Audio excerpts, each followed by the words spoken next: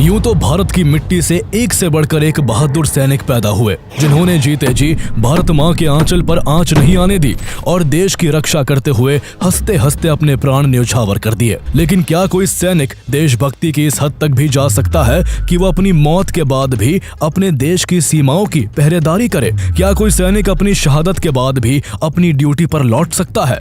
ये सवाल किसी को भी अंदर तक झकझोरने के लिए काफी है। लेकिन कमाल की बात यह है कि ये कोई कल्पना या सुनी सुनाई कहानी नहीं, बल्कि वास्तविक घटना है जिसे इंडियन आर्मी भी सच मानती है। भारत चीन सीमा की उन पहाड़ियों पर जहां हर सांस बर्फ की तरह ठंडी और हर रात मौत जितनी लंबी होती है, वहां आज भी उस शहीद सैनिक की प्रेजेंस महसूस की जाती है। उस शहीद सैनिक के साथियों का विश्वास है कि जब भी नाथू ला पर कोई सैनिक अपनी ड्यूटी से मुंह मोड़ता है या फिर नींद की झपकियां लेता है, तब वो शहीद सैनिक जोरदार चांटा जड़कर उसे झकझोर कर उठा देता है। हैरानी की बात यह है कि चीनी सैनिकों ने भी इंडिया चाइना बॉर्डर पर उनकी प्रेजेंस को कंफर्म किया है। ये कहानी है भारत के लेजेंडरी सोल्जर बाबा हरभजन सिंह की, जो मौत के बाद भी अपनी ड्यूटी निभाते रहे। और हैरानी की बात यह है कि इसके लिए उन्हें सैलरी भी दी जाती रही। उन्हें हर साल 2 महीने की छुट्टियां भी दी जाती और यहाँ तक कि प्रमोशन देकर उन्हें सिपाही से कैप्टन बना दिया गया। आर्मी के नियमों के मुताबिक करीब 38 साल की ड्यूटी के बाद उन्हें साल 2006 में एक जीवित सोल्जर की तरह रिटायरमेंट भी दिया गया।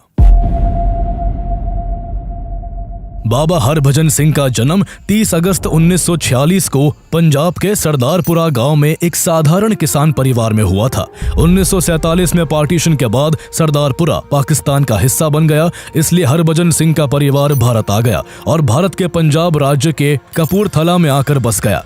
उनकी अपब्रिंगिंग ग्रामीण ट्रेडिशंस के बीच हुई, जहां हार्ड वर्क, ऑनेस्टी और डिसिप्लिन हर घर की पहचान थी। उन्होंने अपनी प्राइमरी एजुकेशन अपने गांव के ही एक स्कूल से पूरी की और फिर आगे की पढ़ाई के लिए उनका एडमिशन डीएवी हाई स्कूल में करवा दिया गया, जहां से मार्च 1965 में उन्होंने 10वीं की परीक्षा पास की। वो बिल्कुल साधारण परिवार से आए थे, लेकिन बचपन से ही उनके दिल में गहरी देशभक्ति की भावना थी। यही वो कारण था कि 10वीं परीक्षा पास करने के तुरंत बाद वो आर्मी की भर्तियों में जाने लगे और अपनी काबिलियत के दम पर उसी साल इंडियन आर्मी में शामिल हो गए। 30 जून 1965 को उन्हें कमीशन मिला और सिपाही के तौर पर उन्हें 14 राजपुताना राइफल्स में शामिल कर लिया गया। उस दौरान भारत और पाकिस्तान के बीच भयंकर युद्ध छिड़ा हुआ था और कहा जाता है कि उन्होंने उम्र कम होने के बावजूद इस युद्ध में वीरता दिखाते हुए दुश्मनों के दांत खट्टे कर दिए थे। उनकी बहादुरी को देखते हुए उनका ट्रांसफर 23rd पंजाब रेजिमेंट में कर दिया गया, जो सिक्किम में भारत चीन के सीमा पर रहकर देश की सुरक्षा करती थी। हरभजन सिंह को नाथू ला पास पर पोस्टिंग मिली, जो इंडिया और तिब्बत को जोड़ने वाला एक रिमोट और स्ट्रेटेजिकली वाइटल पॉइंट है। 1962 के सीनो इंडियन वॉर के बाद बॉर्डर पर सिचुएशन टेंस बनी रहती थी, इसलिए यहाँ तैनात सोल्जर्स को हर वक्त चाइनीज इंट्रूशन की संभावना की वजह से अलर्ट रहना पड़ता था।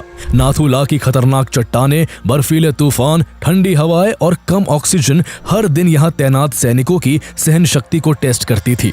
इतने मुश्किल हालात में यहाँ हरभजन सिंह को अपने साथियों के साथ काम चलाऊ बंकर्स में रहना पड़ता था। हरभजन सिंह के कंधों पर रिमोट आउटपोस्ट पर तैनात अपने साथियों तक फूड और एम्यूनिशन सप्लाई पहुंचाने की भी जिम्मेदारी थी। उन्हें ये सामान खच्चरों पर लाद कर भयानक ठंड में बर्फीले रास्तों पर कई किलोमीटर की यात्रा करके ले जाना पड़ता। बेशक परिस्थितियां बहुत ही खतरनाक थी, लेकिन वो अपनी ड्यूटी को पूरे डेडिकेशन के साथ निभाते।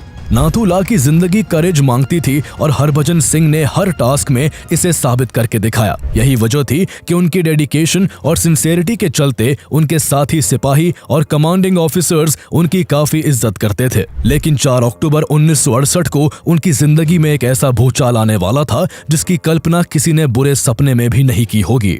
4 अक्टूबर 1968 को हरभजन सिंह कई खच्चरों पर सामान लादकर बटालियन हेडक्वार्टर तेकुला से डेंगचूकला की ओर निकले। उस दौरान सिक्किम और वेस्ट बंगाल का नॉर्थ का इलाका लगातार हो रही भारी बारिश के कारण लैंडस्लाइड और फ्लड जैसे नेचुरल डिजास्टर से जूझ रहा था और इसने वहां की हजारों जिंदगियां निगल ली थी। रास्ता बर्फीला और काफी फिसलन भरा था, इसलिए हरभजन सिंह बहुत संभल कर चल रहे थे। लेकिन तभी अचानक उनका पैर फिसल गया और वो एक तेज धारा वाली नदी में जा गिरे। नदी के तेज बहाव के कारण वो काफी दूर तक बहते चले गए। चूंकि वो उस वक्त अकेले थे, इसलिए किसी को भी उनके साथ हुए हादसे का पता नहीं चल सका। जब देर रात तक भी हरभजन सिंह देंगचूकला नहीं पहुंचे तो उनके साथी सिपाहियों को किसी अनहोनी की आशंका होने लगी। उन्होंने इसकी खबर अपने हायर रैंक के अधिकारियों को दी। इसके तुरंत बाद हरभजन सिंह की खोज शुरू कर दी गई। लगातार 5 दिनों तक सर्च ऑपरेशन चलता रहा, लेकिन हरभजन सिंह कहीं नहीं मिले। अफसोस की बात यह थी कि उनके 5 दिनों तक न मिलने पर उन्हें भगोड़ा घोषित कर दिया गया। इससे उनके साथी काफी आहत हुए, क्योंकि वो जानते थे कि हरभजन सिंह मैदान छोड़ने वालों में से नहीं, बल्कि हर मुश्किल के आगे सीना तानकर खड़े रहने वालों में से थे। लेकिन तभी कहानी में एक एक्स्ट्राऑर्डिनरी ट्विस्ट आता है। जिस दिन उन्हें भगोड़ा घोषित किया गया, उसी रात प्रीतम सिंह नाम के सैनिक को एक अजीब सपना आता है। प्रीतम सिंह हरभजन सिंह के सबसे अच्छे दोस्त थे। प्रीतम सिंह के सपने में उस रात हरभजन सिंह आते हैं, जो उन्हें बताते हैं कि उनकी मृत्यु हो चुकी है। वो सपने में अपने दोस्त को यह भी बताते हैं कि उनकी मौत कैसे हुई थी और उनका शरीर इस वक्त कहाँ मिलेगा। जैसे ही सपना खत्म हुआ, प्रीतम सिंह हड़बड़ाकर उठ गए और भागकर अपने साथी सैनिकों को इस सपने के बारे में बताया। उनकी कहानी सुनकर हर कोई हैरान था। जहां कुछ सैनिक उसे बस प्रीतम सिंह के मन का वहम बताकर उनका मजाक उड़ाते हैं, तो वही कुछ सैनिक ऐसे भी थे जिन्हें यह सपना सच लगता है। वो फैसला करते हैं कि सपने में हरभजन सिंह ने जिस जगह पर अपनी बॉडी को बताया था, वो वहां जाकर देखेंगे। अगले दिन कुछ सैनिक सपने में हरभजन सिंह द्वारा बताई गई लोकेशन पर उन्हें खोजने के लिए पहुंच गए। वो अभी कुछ ही मीटर सर्च कर पाए थे कि तभी उन्होंने जो देखा, उसे देख उनकी आंखें खुली की खुली रह गई। उन्होंने देखा कि वही पास में हरभजन सिंह की बॉडी पड़ी हुई है। जिस काम को सेना 5 दिन की खोज के बाद भी नहीं कर पाई थी, वो महज एक सपने की बदौलत कुछ ही मिनटों में हो गया था। ये देखकर वहां मौजूद हर सैनिक हैरान था। कुछ सैनिकों को काफी शर्मिंदगी भी महसूस हुई, क्योंकि हरभजन सिंह को पहले कायर समझकर भगोड़ा घोषित कर दिया गया था। लेकिन इसके बाद सेना ने अपनी गलती सुधारी और हरभजन सिंह को शहीद घोषित कर पूरे सैन्य सम्मान के साथ उनका अंतिम संस्कार किया गया। इतना ही नहीं, उन्हें इंडिया के 2nd highest bravery honour Mahavir चक्र से भी सम्मानित किया गया। लेकिन कहानी में अभी एक रोमांचक मोड़ आना बाकी था।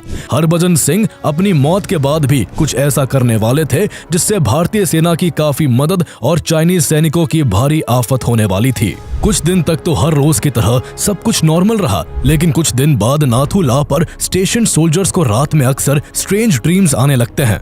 उनके सपने में हरभजन सिंह आते हैं, जो उन्हें आने वाले खतरों से आगाह करते हैं और दुश्मन की मूवमेंट्स के बारे में भी बताते हैं। कई सैनिकों ने तो यहाँ तक कहा कि हरभजन सिंह ने उन्हें सपने में कहा है कि मेरा शरीर भले ही खत्म हो गया है, लेकिन मेरी आत्मा ऑन ड्यूटी रहेगी। मेरे लिए यहाँ एक मंदिर बना देना, जहाँ से मैं अपने देश की सेवा करता रहूंगा। शुरुआत में ऑफिसर्स ने इसे लाइटली लिया, लेकिन धीरे धीरे जब ये घटनाएं बढ़ने लगी और कई बार ऑन ड्यूटी सिपाहियों ने उनकी मौजूदगी को महसूस किया, तो सभी हैरान रह गए।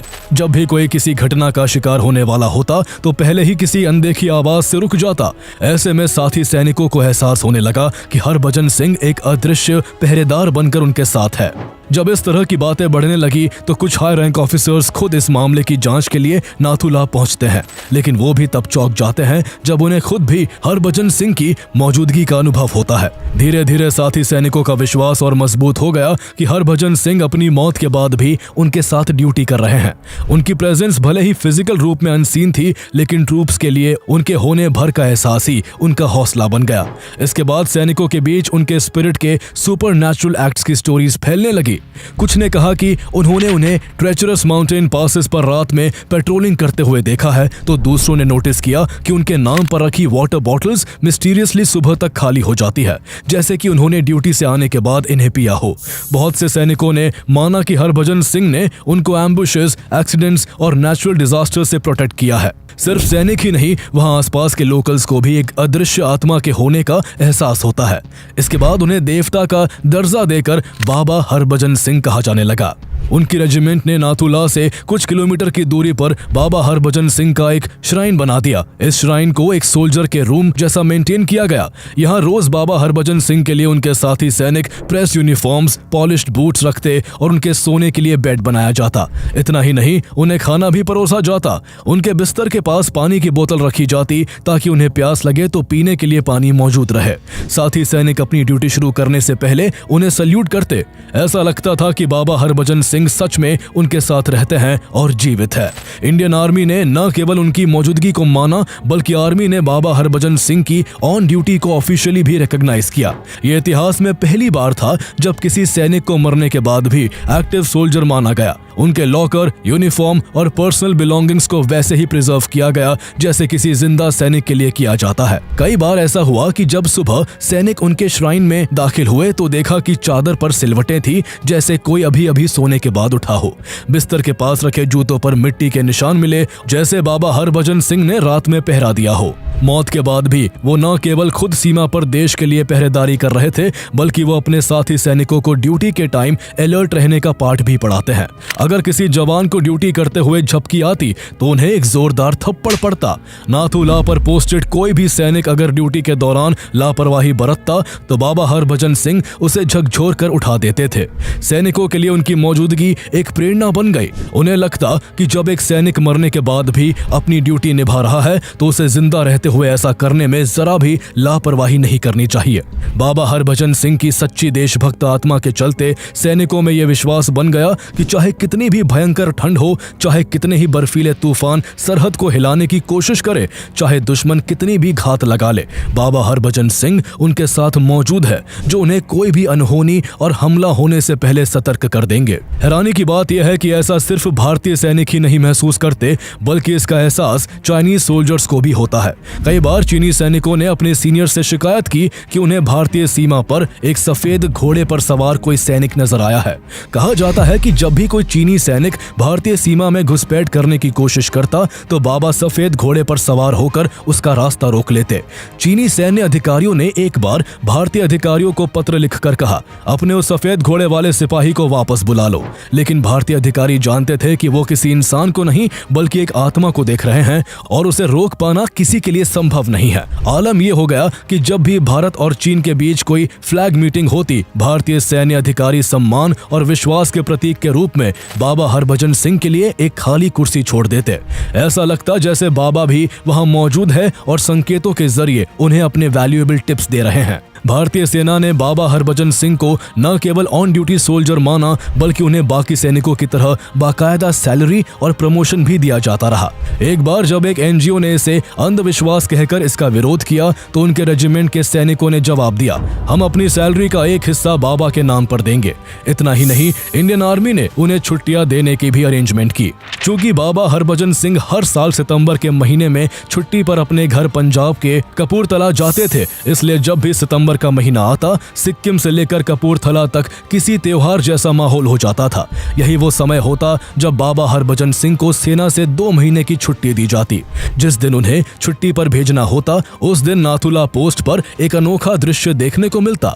पूरा कैंप सजता, सैनिक एक लाइन में खड़े रहते और 2 सैनिक बाबा हरभजन सिंह का सारा सामान एक गाड़ी में रखकर वेस्ट बंगाल के जलपाईगुड़ी स्टेशन तक पूरे सैन्य सम्मान के साथ ले जाते। ट्रेन में उनके लिए बाकायदा एसी फर्स्ट क्लास में एक सीट बुक करवाई जाती। उनकी सीट पर उनकी वर्दी, जूते और तस्वीर रखी जाती। जब ट्रेन उनके शहर कपूरथला पहुंचती तो वहां बाबा के दर्शन के लिए लोगों का हुजूम उमड़ पड़ता। पूरा स्टेशन बाबा हरभजन सिंह अमर रहे के जयकारों से गूंज उठता। जैसे ही सैनिक ट्रेन से उनका सामान बाहर निकालते, भीड़ उसे छूने के लिए आगे बढ़ती। बाबा हरभजन सिंह की मां के लिए 15 सितंबर का दिन किसी सपने जैसा होता।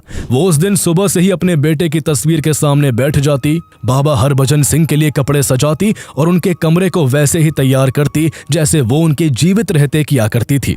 2 सेना के जवान उस दिन बाबा हरभजन सिंह का सामान उनके घर दे जाते और ऐसा माना जाता कि वो छुट्टियों के लिए वापस घर आ गए हैं। इसके बाद उनके घर में रौनक लौट आती। वहां लंगर लगाया जाता, लोग उनके दर्शन के लिए आते और पूरा गांव भक्ति में डूब जाता। लेकिन जिस दिन बाबा वापस ड्यूटी पर जाते, उनके घर के साथ साथ पूरा गांव सूना पड़ जाता। 15 नवंबर का दिन बाबा के वापस ड्यूटी पर लौटने का दिन होता।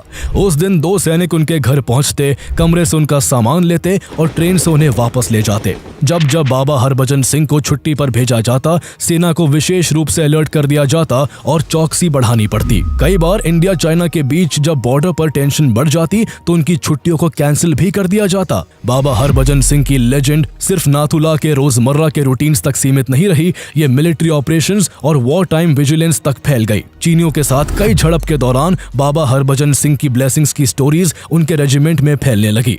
कई सोल्जर्स ने माना कि बाबा ने कई बार क्रिटिकल सिचुएशंस में उन्हें अलर्ट किया। बाबा हरभजन सिंह की मौत के बाद भी उनके परिवार को उनकी सैलरी दी जाती रही और उन्हें प्रमोशन भी मिलते रहे। समय के साथ उन्हें सिपाही से प्रमोट करके कैप्टन बना दिया गया। सेना के नियमों के तहत साल 2006 में बाबा हरभजन सिंह का टेन्योर खत्म होना था, इसलिए उसी साल उन्हें फॉर्मली इंडियन आर्मी से रिटायर कर दिया गया। हालांकि रिटायरमेंट के बाद भी बाबा हरभजन सिंह की आत्मा को बॉर्डर पर ही महसूस किया जाता रहा। ऐसे में माना गया कि जो देशभक्त सैनिक मरने के बाद भी अपनी ड्यूटी निभा रहा है, वो भला रिटायरमेंट जैसी फॉर्मेलिटी को कहां ही मानेगा। इसलिए उनके ऑफिशियल रिटायरमेंट के बाद भी उनकी सर्विस बदस्तूर जारी रही। उन्हें हर बार की तरह छुट्टियों पर भी भेजा जाता रहा। 2017 तक इंडियन आर्मी उन्हें पहले की तरह ही ट्रेन में सीट बुक करवाकर उनके घर भेजती रही। लेकिन 2017 में कुछ लोग इंडियन आर्मी पर अंधविश्वास फैलाने का आरोप लगाकर कोर्ट चले गए। इसके बाद बाबा को उनके घर भेजने का सिलसिला थम गया। माना जाता है कि बाबा हरभजन सिंह अब बिना किसी छुट्टी के 12 के 12 महीने नाथुला में ही ड्यूटी करते हैं। नाथुला में आज भी उनकी अखंड ज्योति जलती है। समय के साथ उनकी आस्था का दायरा सैनिकों से आगे बढ़कर आम लोगों तक भी पहुंचा। शुरू में जहां उनका मंदिर एक छोटे से बैरक में था, वहां एक भव्य मंदिर बना दिया गया, जहां 3 सैनिक बाबा के लिए उनके कपड़े, जूते, खाने का सामान, पानी की बोतल और उनका बेड तैयार करते हैं।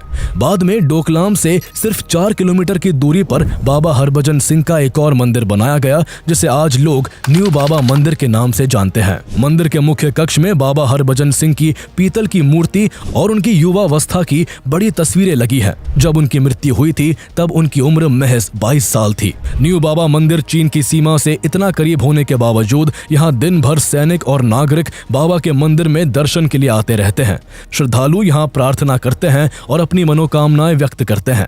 मंदिर में रखी कॉपियों में लोग अपनी मन्नतें लिखते हैं और मानते हैं कि जब बाबा अपनी ड्यूटी पूरी करके लौटेंगे तो उसे पढ़कर उनकी हर इच्छा पूरी करेंगे। बाबा हरभजन सिंह के प्रति श्रद्धा और विश्वास का अंदाजा इसी बात से लगाया जा सकता है कि भारतीय सैनिक गैंगटॉक बेस से ड्यूटी पर जाते समय बाबा के मंदिर जाकर उनका आशीर्वाद लेना अपनी परंपरा मानते हैं।